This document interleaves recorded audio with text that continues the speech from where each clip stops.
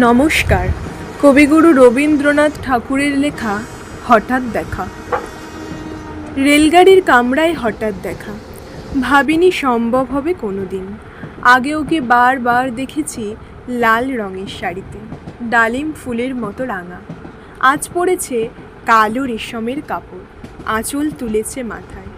দোলন চাপার মতো চিকন গৌর মুখখানি ঘিরে মনে হলো কালো রঙে একটা গভীর দূরত্ব ঘনিয়ে নিয়েছে নিজের চারিদিকে, যে দূরত্ব সর্ষে ক্ষেতের শেষ সীমানায় শাল বনের নীলাঞ্জনে। থমকে গেল আমার সমস্ত মনটা। চেনা লোককে দেখলাম অচেনার গাম্ভীর্যে। হঠাৎ খবরের কাগজ ফেলে দিয়ে আমাকে করলে নমস্কার।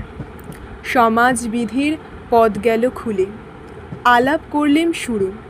কেমন আছো, কেমন চলছে সংসার ইত্যাদি।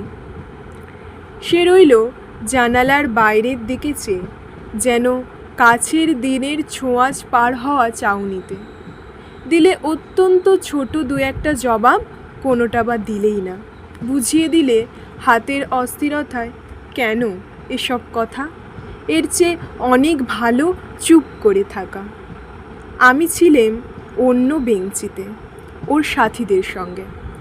এক সময়ে আঙুল নেড়ে জানালার কাছে আসতে মনে হলো কম সাহস নয়।